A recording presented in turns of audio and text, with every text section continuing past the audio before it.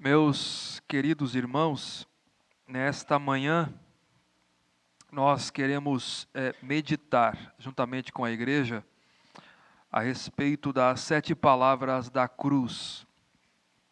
Nesta Semana da Paixão, nós relembramos o maior evento da história da humanidade.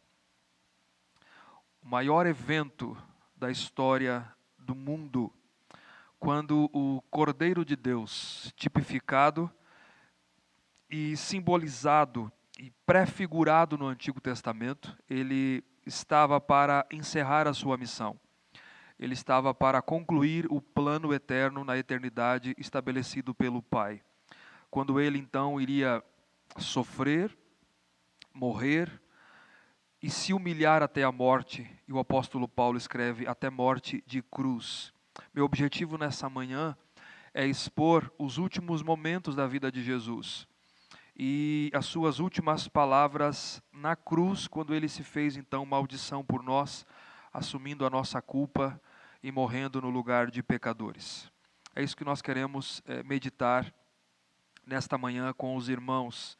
Segurem a Bíblia aberta, nós meditaremos nos evangelhos sinópticos, também no evangelho de João, Mateus, Marcos, Lucas e João. Começando talvez com uma cronologia pelo evangelho de Marcos, capítulo 14, se a igreja puder, acompanhe aí. Antes de nós vermos isso, de meditar nas palavras de Cristo, proferidas na cruz, nós precisamos contextualizar este cenário, este palco da história, o cenário da Semana da Paixão. No domingo anterior, no início da Semana da Paixão, ele é marcado por diversos confrontos entre Jesus e os líderes religiosos. Você verifica isso nos evangelhos. Esses confrontos começaram em pequena escala na Galileia, grande parte do ministério de Jesus foi na Galileia, e agora Jesus ele está indo em direção a Jerusalém, ele passa por Jericó e ele vai a Jerusalém. E em Jerusalém, esses confrontos eles se intensificam entre Jesus e os líderes religiosos, culminando com o plano de traí-lo e tirar a vida de Jesus. Esse domingo, então, ele registra a entrada de Jesus em Jerusalém montado num jumentinho e a multidão aclamando, clamando, dizendo: Hosana, bendito o que vem em nome do Senhor. Que, como eu disse na liturgia, é o mesmo povo que está aqui em Marcos capítulo 15 dizendo: crucifica-o, crucifica-o. É o povo que alguns dias antes está dizendo: bendito é o nome do que vem em nome do Senhor. E Jesus tem uma prática quando você dá uma olhada nos evangelhos. Ele entra no templo, ele observa tudo, diz o texto do evangelho, e sendo tarde ele vai para Betânia com os 12 apóstolos. Ele tem essa prática quando ele vai a Jerusalém. Todos os dias, ele vai ao templo, ensina no templo e volta para Betânia para passar a noite. No outro dia, pela manhã, ele vai a Jerusalém, ao templo, novamente. Na quarta-feira, ele já estava em Betânia. Na quarta-feira, está em Marcos capítulo 14 e também em Mateus capítulo 26, 2 dias antes da festa da Páscoa e dos pães asmos, que durava uma semana as duas. Páscoa, dia 14 do mês de Nissan, e emendando com a festa dos pães asmos. Diz aí, 14 verso 1, que eles tramam tirar a vida de Jesus, os principais sacerdotes, os escribas. Eles querem prendê-lo e matar, mas eles não queriam fazer isso por causa do tumulto da multidão, por causa da festa da Páscoa. E Jesus, estando em Betânia, do verso 3 em diante, na casa de Simão, de Marta e Maria e Lázaro, Maria, que havia entendido a sua morte, ela unge o corpo de Jesus, ela pega um vaso de alabastro com um unguento, com um perfume de nardo puro, caríssimo, e ela unge Jesus. É interessante que os discípulos aqui não entenderam ainda. E ela como que prefigurando, ungindo o seu corpo para a sua morte, para o seu sepultamento, que era uma prática comum naquela época. E em seguida, o texto registra o pacto de traição, a conspiração contra Jesus, capítulo 14, dos versos 10 a 11, quando Judas foi ter com os principais dos sacerdotes a entregar Jesus, prometendo dinheiro a Judas. É o pacto da traição. Na quinta-feira, nós temos o grande cenário, registrado por Mateus, Marcos e Lucas. Jesus manda os discípulos prepararem a Páscoa num cenáculo imobiliado. E no cair da tarde, ele come a refeição da Páscoa com os seus discípulos, tendo à mesa o cordeiro assado, os pães sem fermento, o vinho e as ervas amargas, que era a refeição comum em família da Páscoa. E ali na ceia, apenas João registra que o diabo havia posto no coração de Jesus, do coração de Judas, desculpe, para atrair Jesus. Mas Jesus, numa lição de humildade, ele toma uma toalha e ele vai lavar os pés dos discípulos. Porque ali cada um estava pensando, quem é o maior de nós aqui? E Jesus dá uma lição de humildade e de serviço. E ele lava os pés dos discípulos. E ali, na refeição da Páscoa, ele indica quem o havia de trair. O traidor é indicado, está no verso 17, do capítulo 14. Nessa refeição judaica no cenáculo, Jesus ele institui o sacramento da ceia como substituto da Páscoa judaica também. E eles cantam um hino, e no final da tarde, já noitinha, eles vão para o Monte das Oliveiras, Jesus e os discípulos, onde Pedro é avisado de que o negaria e de que os discípulos fugiriam, o abandonariam. Ele diz aí, no capítulo 14 de Marcos, verso 27. Então disse Jesus, todos vós vos escandalizareis porque está escrito, ferirei o pastor e as ovelhas ficarão dispersas.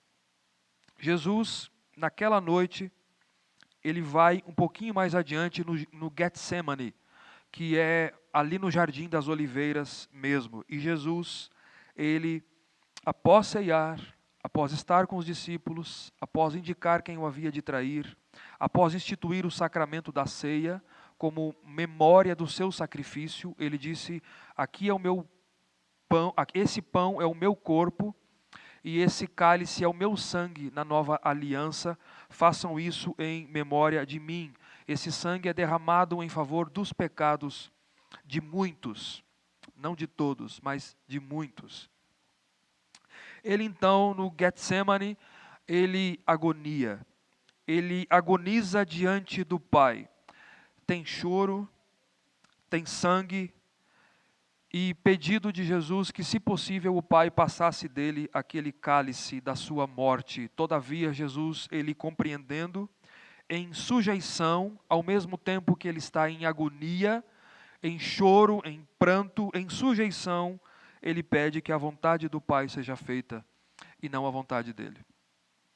Ainda no Getsemane, em seguida, o traidor chega. Judas, ele é traído por Judas, com uma escolta de soldados, por um beijo, e abandonado por todos. Jesus é preso ali no Getsemane e é levado diante do Sinédrio, na casa do sumo sacerdote. Estamos no verso 53 do capítulo 14 de Marcos. Na madrugada da quinta para a sexta, a ceia e o Getsemane é na quinta-feira à noite. Na madrugada, então, ele é levado para a casa do sumo sacerdote, na presença dos principais sacerdotes, os anciãos e dos escribas, e na presença de falsas testemunhas, contratadas para trazerem uma acusação falsa contra Jesus. Então, quando Jesus é acusado, Jesus é julgado diante deles e condenado por blasfêmia contra Deus, porque ele dizia que era o Filho de Deus. E ele é então, você verifica aí, já nos versos 65 de Marcos, capítulo 14, puseram-se então a cuspir nele, a cobrir-lhe o rosto e dar-lhe murros, e dizer-lhe, profetiza. E os guardas o tomaram a bofetadas. Ali, na calada da noite, diante do Sinédrio, que é o conselho maior dos judeus, representado por 71 anciãos de Israel, com a liderança do sumo sacerdote. É a liderança religiosa e civil da nação de Israel. Esses que deveriam receber Jesus. Eles condenam ele por blasfêmia contra Deus e esmurram ele, esbofeteiam ele e zombam dele. E é nessa ocasião, ali no pátio, na casa do sumo sacerdote, que ele é negado não menos do que 3 vezes pelo apóstolo Pedro, como ele havia indicado. E o galo canta, depois que ele é negado por Pedro. Na sexta-feira pela manhã, que é o texto da liturgia que nós lemos, Mateus, Marcos e Lucas e João registram que ele foi levado ao pretório romano à presença de Pilatos, o governador romano da Judéia, porque somente Pilatos tinha o direito legal de sentenciar Jesus à morte. Roma que tinha esse direito. Israel não tinha esse direito, mas os judeus. Então, por isso que é provável que o Sinédrio se reúne depois na sexta-feira de manhã de novo, além da quinta-noite, para formalizar uma acusação legal contra Jesus, porque a acusação de blasfêmia não seria suficiente para sentenciá-lo à morte diante de um juiz romano, do governador romano. Então se reúnem pela manhã cedinho, está aí no verso 1 do capítulo 15, e levam ele a Pilatos. E Jesus então é acusado de 2 crimes. E esse foi a acusação de morte: blasfêmia contra Deus e sedição contra Roma. Revolta contra César. Pilatos, mesmo não encontrando em Jesus crime algum, ele vai e age contra a sua consciência para contentar aquela multidão que estava sendo incitada pelos líderes religiosos. Pilatos condena Jesus à crucificação, à morte de cruz, ao sumo suplício da época, em lugar de Barrabás, que foi solto, um homicida que foi solto. E Pilatos mandou crucificar, açoitar Jesus e entregá-lo aos soldados romanos, que o levaram para dentro do pretório, para depois o levarem para ser crucificado. Está em Marcos 15, dos versos 16 a 20, que nós lemos. Reuniram os soldados do destacamento, vestiram ele de púrpura, tecendo uma coroa de espinhos, puseram na sua cabeça. E o saudavam, dizendo: Salve, rei dos judeus! Deram-lhe com caniço na cabeça, cuspiam nele e o zombavam dele. E depois de terem escarnecido, vestiram ele com as suas próprias roupas. E aqui nós temos então a via crucis, a via dolorosa. Conduziram Jesus para fora, com o fim de o crucificarem. Ele foi crucificado fora de Jerusalém, a distância talvez de 1 quilômetro fora da cidade, para se cumprir as Escrituras. Jesus é levado ao Gólgota, aqui em aramaico a caveira, o lugar da caveira, provavelmente pelo formato daquele monte, formato de uma caveira. E ali, às 9 horas da manhã, ele é crucificado, ele é ferido, e é crucificado ao lado de 2 ladrões, para se cumprir Isaías 53, verso 12, que ele foi contado com os transgressores. Às 9 horas da manhã, pendurado no altar da cruz do Calvário, que é a palavra em latim para Gólgota. Das 9 horas da manhã às 15 horas, às 3 horas da tarde, Jesus então proferiu as maiores palavras da história, as 7 palavras da cruz. E é isso que nós queremos meditar nesta manhã. Vamos para a primeira palavra da cruz proferida por Jesus no altar da cruz do Calvário, como o Cordeiro de Deus que tira o pecado do mundo. A primeira palavra, queridos, está aí em Lucas, capítulo 23, verso 34. Leiamos. Lucas 23, verso 34. Diz assim: Contudo, Jesus dizia: Pai, perdoa-lhes, porque não sabem o que fazem. Essa é a primeira palavra da cruz. Esta frase, essa palavra de Jesus, ela revela o seu amor e o seu perdão. É uma palavra de perdão. até mesmo para aqueles que o crucificaram, e aqueles que o surraram, e aqueles que o esbofetearam. Lembremos, queridos, diante do sinédrio, na madrugada da quinta-feira, ele foi cuspido, esbofeteado e zombado. Na sexta-feira pela manhã, diante de Pilatos, no pretório romano, que era o local onde ficava a guarda de elite do imperador, na casa, ele é ferido na cabeça com um caniço, ele é surrado, chicoteado. Se você dá uma estudadinha na história, você vai ver como é que era o chicote feito na época. Na ponta do chicote tinham pedaços de ossos encurvados assim, e cada chicotada que se dava, o chicote ele abraçava a pessoa, e quando o soldado puxava, ele arrancava pedaços. Ele arrancava pedaços do apenado. Uma coroa de espinhos na sua cabeça, e depois pregado na cruz pelas mãos e pelos pés. A pior dor, talvez, que ele sentiu juntamente com o chicote. Mas Jesus intercede misericordiosamente por seus executores, dizendo: Pai, perdoa-lhes. Perdoa-lhes. Eles não têm noção do que eles estão fazendo. Perdoa-lhes. A intercessão é referente, em primeiro lugar, aos judeus, que haviam recebido a lei de Deus, os mandatos de Deus, a quem Deus havia dado as promessas. Deus havia dado o tabernáculo, o templo, o culto, o sistema de sacerdotes, os levitas, e Deus havia prometido o Messias. Esses que o condenaram e o rejeitaram e o condenaram por blasfêmia. E também aos romanos que o sentenciaram à morte. Jesus ora, suplica por estas pessoas que não compreenderam que ele era o Filho de Deus. E sabe qual é o interessante e a graça na história? É que Deus já começa a responder a sua oração. Não sei se você percebeu nos evangelhos.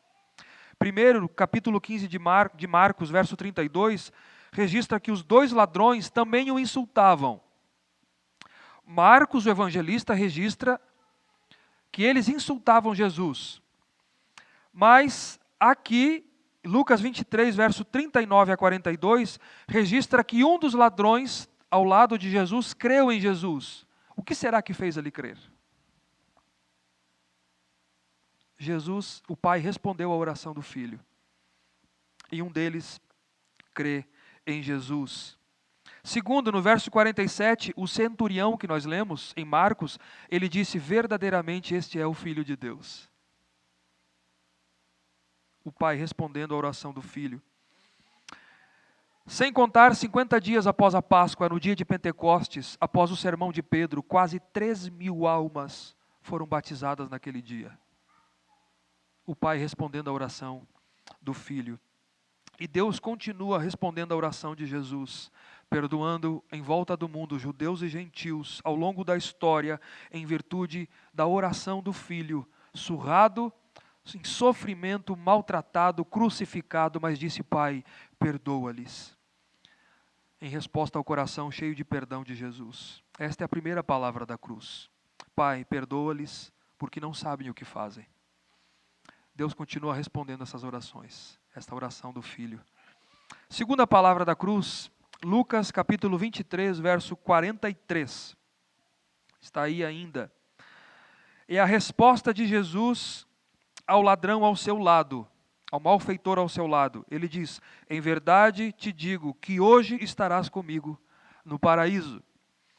Esta segunda palavra de Jesus, irmãos, ao ladrão que se arrependeu, ela expressa a salvação e vida eterna, que foi estendida a esse homem aqui, mesmo nos últimos momentos de vida, mesmo na sua morte. Como eu disse, no primeiro momento, os dois homens na cruz zombavam de Jesus e insultavam Jesus. Marcos 15, 32. Mas em algum momento, daquelas 6 horas que Jesus ficou pendurado na cruz, das 9 da manhã às 3 da tarde, em algum momento, um deles creu e se arrependeu e reconheceu quem ele era, um pecador miserável. E ele reconheceu quem era Jesus, que era o Filho de Deus. Ele reconhece e crê que Jesus era o Rei, um judeu pendurado na cruz, crucificado. Ele reconhece o seu reinado, que ele tinha um reino, e pediu que o Senhor se lembrasse dele quando ele viesse no seu reino. Está aí no 23, verso 41 e 42. Nós, na verdade, com justiça, porque recebemos o castigo com que os nossos atos merecem, mas este nenhum mal fez. Lembra-te de mim, Jesus, quando vieres no teu reino. Lembra-te de mim. Como isso aconteceu, queridos? Porque a salvação é um dom de Deus. A salvação não é por obras. A salvação é um dom da graça de Deus. Ele ouviu Jesus, a oração de Jesus, e Deus o chamou irresistivelmente no seu coração. Ele não pôde fazer outra coisa a não ser reconhecê-lo como um rei, e que ele tem um reino, e que ele virá para estabelecer esse reino. E a resposta de Jesus foi essa: hoje mesmo, em verdade te digo que hoje, não quando eu vier no meu reino para estabelecer definitivamente o novo céu e a nova terra, não será na minha segunda vinda no retorno, mas hoje mesmo você estará comigo no paraíso. Jesus promete vida eterna àquele homem, garantindo a entrada dele no paraíso, na presença de Deus. E com isso Jesus, mais uma vez, deixa explícito o que acontece logo após a morte daquele que crê nele. Vai à presença do Pai, a presença de Deus num estado intermediário que a Bíblia chama de paraíso, que é um lugar de descanso, um lugar de gozo e de alegria na presença de Deus, aguardando a ressurreição dos mortos, aguardando a segunda vinda de Cristo e a ressurreição do corpo. Esta foi uma palavra de salvação concedida a esse homem. Muitos irmãos já partiram dessa vida. Muitos nossos irmãos que creram em Cristo, muitos foram salvos, muitos já estão nesse lugar de descanso e de gozo, aguardando a ressurreição do seu corpo, quando com o corpo unido à alma entraremos na eternidade, no novo céu e na nova terra, onde nós estaremos para sempre com o nosso Senhor. E esse texto, ele nos mostra algo simples, mas profundo, e que todo ser humano precisa saber. Que esta é a salvação e a vida eterna. Que a salvação e a vida eterna é Jesus Cristo. A salvação e a vida eterna é o Filho de Deus, é Cristo crucificado pelos pecados, é conhecer, é reconhecer que Jesus Cristo é o Filho de Deus, Ele é o Senhor e Ele é o Salvador da humanidade. Reconhecê-lo como o bendito e o unigênito Filho do Pai e como Rei eterno. Essa é a salvação e essa é a vida eterna. Esta é a segunda palavra de Cristo na cruz. A terceira está no Evangelho de João. Vamos ver aí, a terceira palavra da cruz, capítulo 19. João 19, dos versos 26 a 27.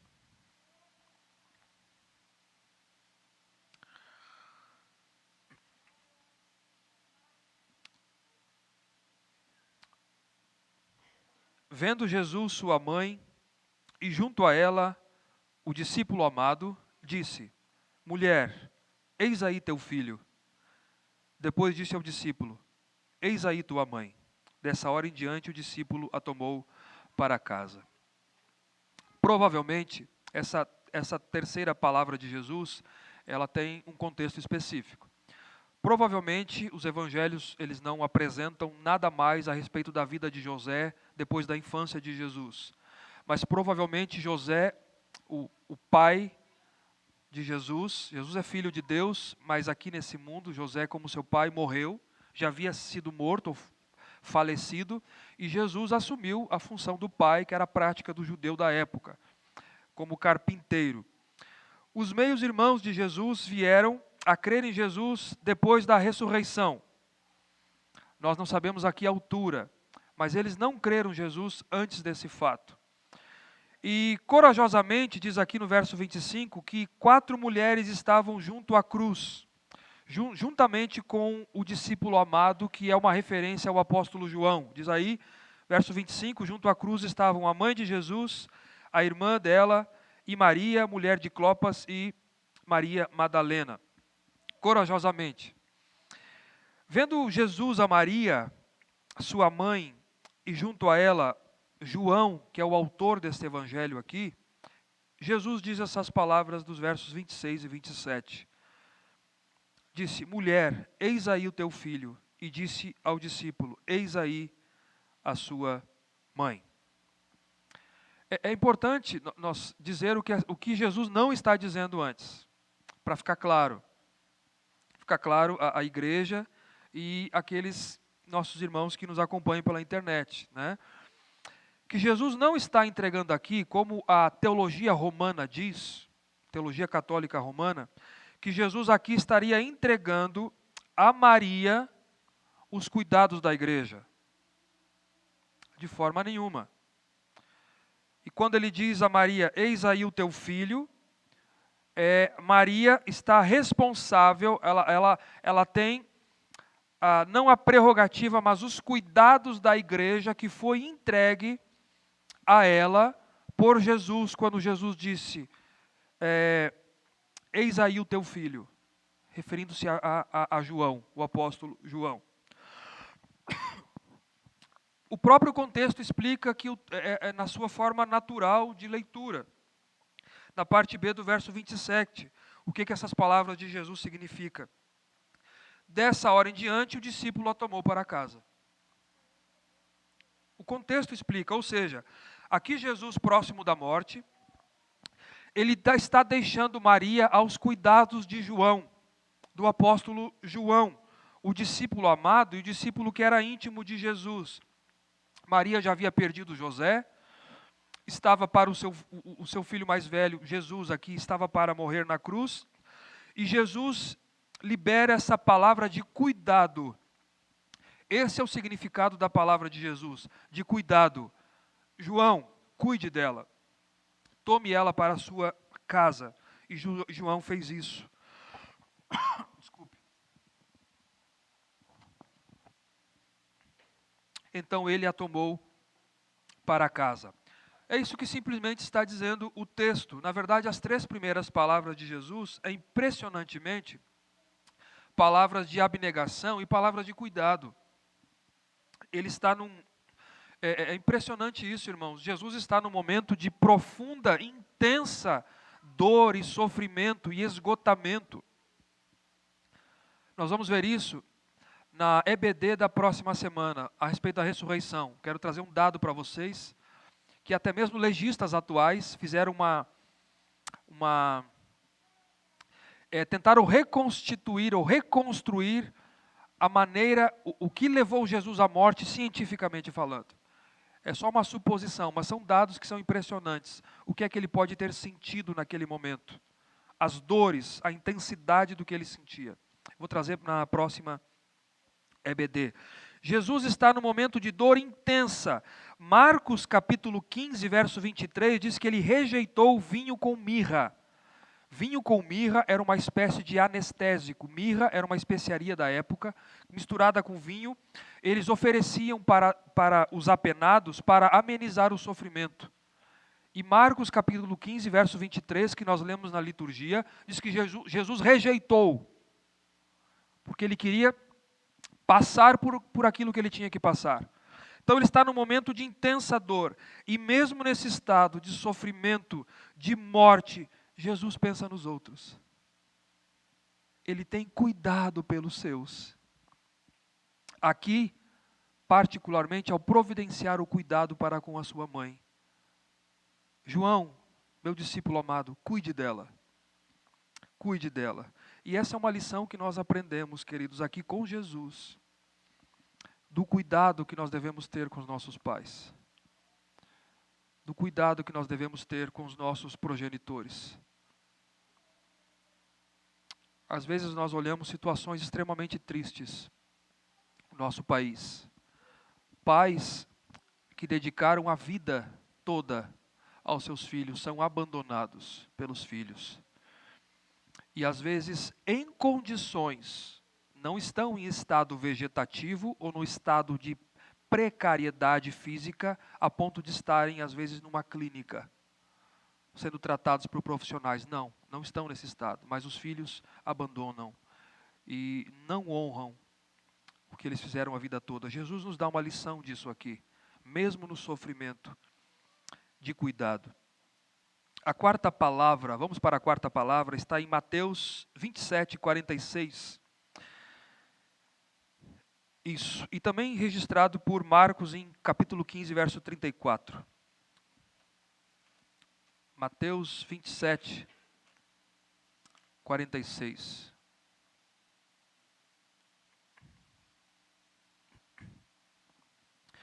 Por volta da hora nona, clamou Jesus em alta voz, dizendo: Eli, Eli, El, a palavra para Deus é El, é o nome de Deus, com esse Eli significa meu Deus, meu Deus. Lama é uma pergunta, por quê? Eli, Eli, lama sabachthani, que quer dizer, Deus meu, por que me desamparaste? Essa é a quarta palavra de Jesus na cruz. O verso 45 diz que desde a hora sexta, que é o meio-dia, desde a hora sexta até a hora nona, que são as 3 horas da tarde, houve trevas sobre toda a terra. Aqui é um fenômeno que aconteceu sobrenatural da parte de Deus. Um fenômeno que houve escuridão sobre toda a face da terra. Essa escuridão, ela é uma figura da agonia interna na alma de Jesus, do que ele estava sentindo naquele momento na cruz. Ali na cruz, Jesus estava experimentando os horrores do pecado. Ali na cruz, as trevas tomaram conta da sua alma que era justa e da sua alma que era santa. Por quê? Porque Jesus estava levando sobre si os pecados do seu povo. Jesus ali na cruz estava se fazendo pecado por nós. A sua alma que nunca experimentou o pecado, ela foi tomada por trevas, pela escuridão. Por isso essa quarta palavra de Jesus, Deus meu, por que me desamparaste? Fala sobre redenção, fala de remissão, de pagamento de dívida, de perdão de pecados, de morte substitutiva, de morte vicária. Ali na cruz, Jesus está assumindo o lugar do pecador, como nosso representante. Ele está sendo alvo da ira de Deus, por conta dos nossos pecados. João diz no capítulo 3, verso 36 do seu evangelho, que aquele que crê no Filho tem a vida, e aquele que não crê no Filho não tem a vida, mas a ira de Deus permanece sobre ele. E Paulo, na sua carta, no Romanos capítulo 6, verso 23, diz que o salário desse pecado é a morte. É a separação, é o afastamento eterno da presença de Deus. Ali na cruz, por causa do nosso pecado que foi lançado sobre Cristo, Deus desampara o Filho, lançando sobre o seu Filho os meus e os seus pecados, e Deus está despejando sobre ele toda a sua ira, toda a sua punição, a sua ira justa por conta dos nossos pecados, que findou na morte de Jesus. Portanto, esse brado de Jesus aqui, citando Salmo 22, ele está citando o Salmo 22, ele está em concordância com o que Paulo escreve na segunda carta aos Coríntios, capítulo 5, no verso 21. Aquele que não conheceu o pecado, Deus o fez pecado por nós, para que nele nós fôssemos feitos justiça de Deus. Esse foi o maior sofrimento da cruz. Às vezes nós miramos e achamos que era o físico, mas esse é o maior sofrimento da cruz.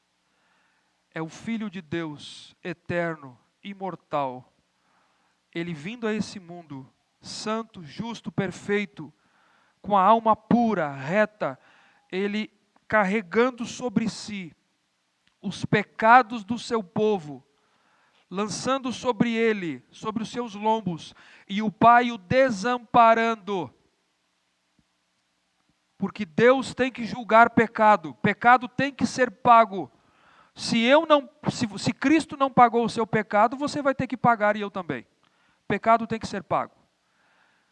E Deus não comunga com o pecado. A santidade de Deus, a ira de Deus é a manifestação da sua justa santidade. A ira de Deus é isso, é a santidade de Deus sendo manifesta. Ali ele assume o nosso pecado e ele é separado do Pai.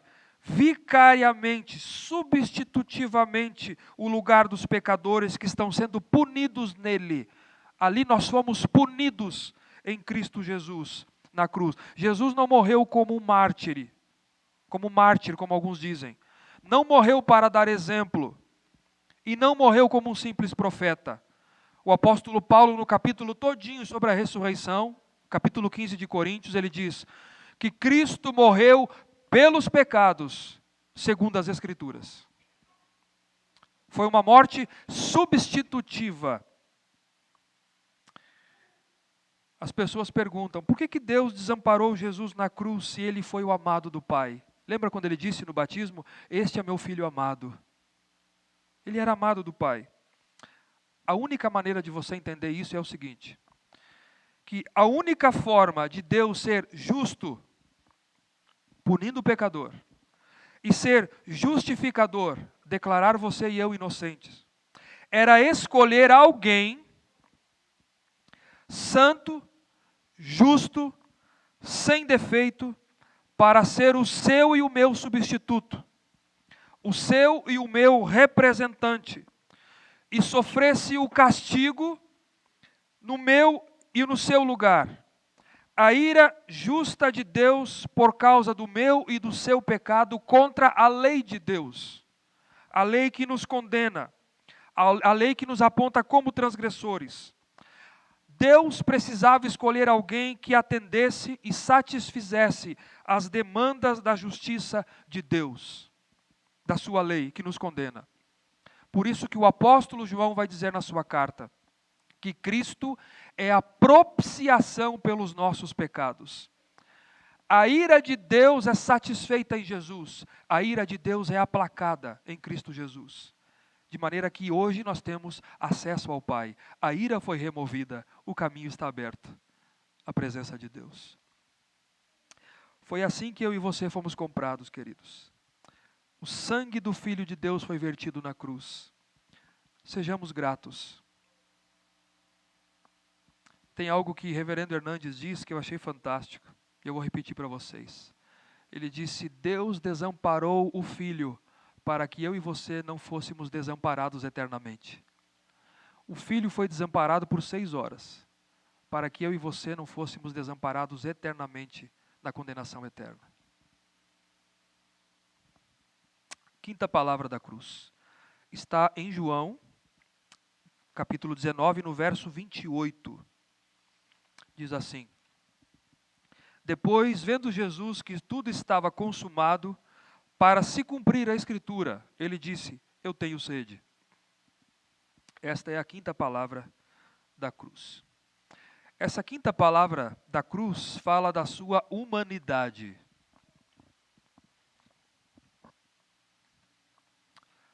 Jesus era verdadeiro Deus, mas Jesus era verdadeiro homem. Essa palavra é importante porque ela tem um significado teológico. A igreja se reuniu em concílio, os primeiros 4 concílios da história da igreja, para definir a respeito da Trindade e também das 2 naturezas de Cristo. 4 séculos para os teólogos e pais da igreja compreenderem essa verdade que a Escritura nos diz. Concílio de Niceia, 325, e concílio de Constantinopla, em 381, a Trindade é estabelecida. Há um Deus que subsiste em 3 pessoas, o Pai, o Filho e o Espírito Santo. Depois, em 431, concílio de Éfeso, e 451, concílio de Calcedônia, as 2 naturezas de Cristo. O Filho de Deus, ele é verdadeiro Deus e ele é verdadeiro homem. Ele é 100% divino e ele é 100% humano. É importante por isso, porque tem um significado teológico quando ele diz eu tenho sede. Era Deus que estava na cruz levando os nossos pecados, mas com a sua natureza humana, humana e divina, em uma só pessoa, Cristo Jesus. Aqui Jesus está nos últimos instantes de vida, irmãos. Ele está em extrema dor pelas chicotadas, pela coroa de espinho, pelos nossos pecados, o ar dos seus pulmões, que estão sendo espremidos porque o corpo comprime e vai ficando sem ar, mas o texto diz que ele está cumprindo as Escrituras. Ele está cumprindo as Escrituras do Antigo Testamento. Por mim e por você, ele teve sede. Um dos sofrimentos da crucificação era uma sede indescritível, por causa da muita perda de sangue.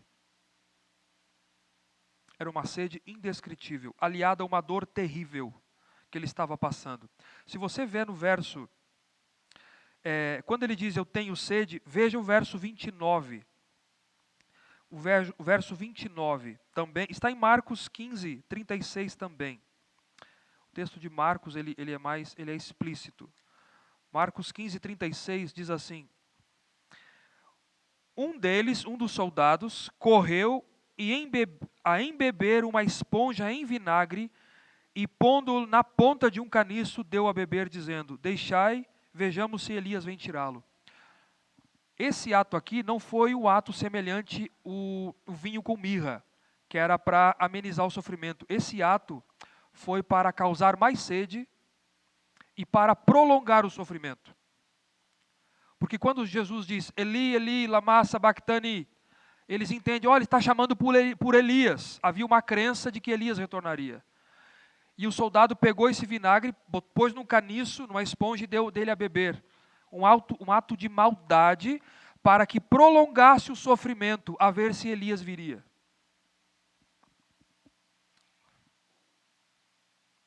Para que se cumprisse a Escritura, Salmo 69, 21.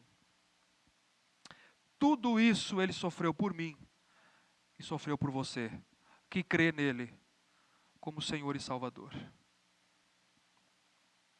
Mas vamos para a sexta palavra da cruz. Está no verso 30 do capítulo 19 de João. João 19, 30. Quando, pois, Jesus tomou o vinagre, disse, está consumado, e inclinando a cabeça, rendeu o Espírito. Esta sexta frase, ou palavra da cruz, fala da consumação da sua obra salvadora. Está consumado. Esse verbo grego ele tem uma série de significados aqui, mas eu vou tentar resumir. Quando Jesus diz está consumado, é uma palavra só grega, que é tetelestai. É isso que ele disse na cruz, que vem de telos, que significa terminar, completar, concluir.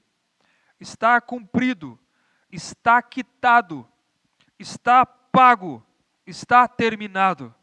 Está completada a minha obra. Tetelestai.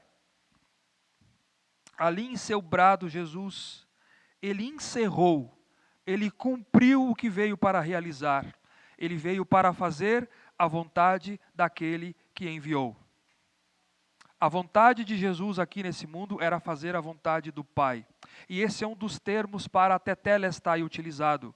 Quando um filho recebia um mandato do pai, na época, ou um afazer pelo pai, o filho ia até o seu afazer, e quando ele terminava de fazer aquilo que o pai havia dito, ele voltava para o seu pai e dizia, papai, tetelestai, está concluído, está acabado. Esse é um dos termos. Tendo cumprido toda a vontade do Pai, e todas as profecias das Escrituras do Antigo Testamento, Jesus morre voluntariamente, dando o seu brado de missão cumprida. Está consumado. Ele veio e cumpriu aquilo que ele deveria de fazer. E é isso também que significa a expressão. Eu creio que ela tem uma imagem comercial que explica um pouco melhor. O texto que nos apresenta melhor o sentido dessa expressão é Colossenses 2, dos versos 13 e 14, onde ela pode ser talvez melhor utilizada. Paulo diz assim, verso 13: E a vós outros, que estáveis mortos nos vossas transgressões, pela incircuncisão da vossa carne, ele vos deu vida juntamente com ele, perdoando todos os vossos delitos. Veja agora, verso 14. Tendo cancelado o escrito de dívida que era contra nós e que constava de ordenanças, o qual nos era prejudicial, ele removeu inteiramente, cravando na cruz. A imagem é comercial da época. A lei nos foi dada para revelar a santidade de Deus, nunca para salvar, mas para revelar a santidade de Deus, para trazer o pleno conhecimento do pecado e mostrar para nós somos pecadores. Não podemos cumpri-la, necessitamos de um Salvador. A lei que nos condena. A lei é esse escrito de dívida de Deus, que nos condena e que nos coloca como transgressores, como condenados à morte. Mas na cruz do Calvário, Cristo Jesus se fez fazendo pecado por nós, morrendo em nosso lugar, com o seu sangue, ele removeu esse escrito de dívida e cravou na cruz, escrevendo com o seu sangue, tetelestai. Está pago. Está consumado. A dívida está paga. Não há mais condenação. Não há mais sentença condenatória de morte que havia contra nós, transgressores. A dívida está paga. A dívida está quitada. Quando Jesus dá aquele brado na cruz, queridos, ele está dizendo, meu Pai, a dívida de todo aquele que crê em mim está quitada. Eu estou cancelando esse escrito de dívida no meu sangue. Eu estou removendo ele, eu estou cravando ele na cruz, que era contrário contra o meu povo. A sentença de morte está cancelada, Pai. A sua ira está satisfeita. Ele está quites. Ela está quites com a tua lei. Nada eles devem mais. Tetelestai. Ah, queridos, que palavra da cruz. A sétima palavra, acompanhe comigo, a última, está em Lucas 23, 46.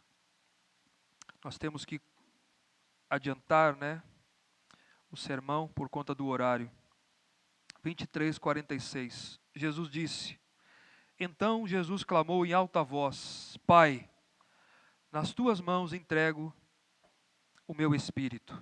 E dito isto, expirou. A última palavra de Jesus é do Salmo 31, verso 5, e nos fala da sua entrega total e final ao Pai. O verso 45, Marcos registra em 15:38 também, que o véu do templo, Jesus estava fora de Jerusalém, a 1 quilômetro do templo. E que o véu do templo, a 1 quilômetro de distância, ele rasgou em duas partes de alto a baixo nesse momento. O véu era o lugar que ficava no tabernáculo e depois na época no templo, e que separava o lugar santíssimo, o santo dos santos, onde apenas o sumo sacerdote, de acordo com as famílias, anualmente, um homem, que era o sumo sacerdote, entrava nesse lugar para aspergir o sangue de um animal de um ano puro, sem defeito, sobre a tampa da Arca da Aliança, que era chamada de propiciatório, e fazer expiação pelos pecados da nação. É o Yom Kippur, o dia da expiação.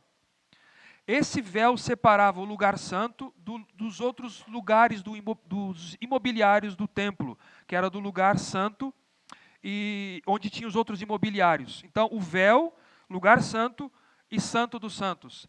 Esse véu, como eu disse, somente o sumo sacerdote poderia adentrar a ele. Era um caminho que era fechado, porque ele era um mediador entre Deus e o homem. Era ele que entrava na presença de Deus, que habitava entre os querubins, na Arca da Aliança, e somente ele poderia interceder, chegar na presença de Deus e interceder pelos pecados do povo. Quando Cristo clama na cruz, o véu do templo se abre de cima a baixo. Note que não é de baixo a cima, como se um homem o rasgasse, mas o próprio Deus rasga ele. Como se Deus estivesse rasgando esse véu, rompendo a separação da sua presença e abrindo acesso à sua presença a todo aquele que crê no sacrifício do seu Filho. Então Jesus clama em alta voz e entrega ao Pai o seu Espírito e ele expira. Expirou, ele morreu.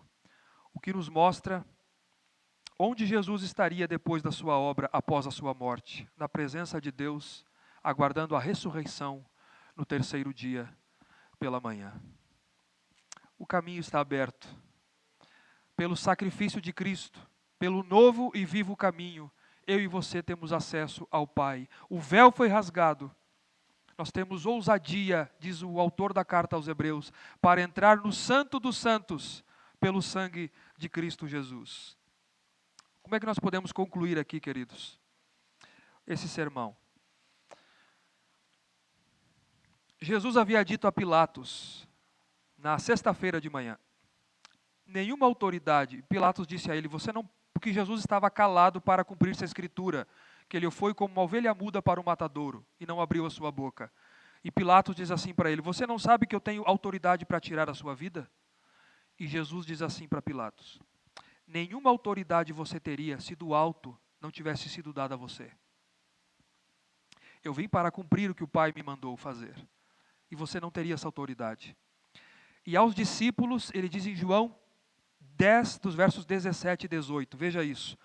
Por isso o Pai me ama, porque eu dou a minha vida para reassumir. Ninguém a tira de mim. Pelo contrário, eu espontaneamente a dou. Eu tenho autoridade para entregar e também para reavê-la. Esse mandato eu recebi do meu Pai. Bendito seja o nome do nosso Deus. Queridos, o maior problema do ser humano é o pecado, sem dúvida. O maior problema do homem é o pecado. Não existe outro maior. Nesse período nacional que nós vivemos, essa verdade é esquecida e ela é suplantada por presentes e ovos de chocolate. E compreenda a gravidade do pecado. O pecado pendurou o seu Senhor e o meu no madeiro. Compreenda o que de fato Cristo fez naquela cruz por amor a mim e por amor a você. John Wesley, um dos grandes teólogos e anglicano, ele disse, antes que eu possa pregar o amor, a misericórdia e a graça, eu tenho que pregar o pecado, eu tenho que pregar a lei e eu tenho que pregar o juízo final. Porque o pecado é o maior problema da raça humana, porque é ele que nos leva à morte, é ele que nos leva à separação desse Deus eterno. Mas Deus, por meio de Cristo e do seu sacrifício eterno, perfeito na cruz do Calvário, resolveu na cruz o problema do pecado. Portanto, diz o autor da carta aos Hebreus, como escaparemos nós se não atentarmos para tão grande salvação? Como é que você vai escapar? Depois ele diz no capítulo 4, não há outro nome dado entre os homens pelo qual importa que sejamos salvos. Paulo diz, porque Deus ele prova o seu amor para conosco, pelo fato de Cristo ter morrido por nós, sendo nós ainda pecadores. Como escaparemos nós? Compreenda o pecado, a realidade, a sua fúria, a sua destruição, mas compreenda o sacrifício de Cristo. Compreenda esse momento que nós estamos vivendo da história. Cristão, tecnicamente falando, não celebra Páscoa, celebra a morte e ressurreição de Cristo, simbolizado na ceia. Se arrependa dos seus pecados. Talvez muitos estão nos assistindo aqui pela internet. Se arrependa dos seus pecados. Creia em Jesus Cristo para perdão dos seus pecados. Se você crê, Ele morreu por você, para lhe conceder a vida eterna. Olhe para a cruz e veja o Cristo crucificado em seu lugar. Que Deus nos abençoe, queridos. Ficamos em pé.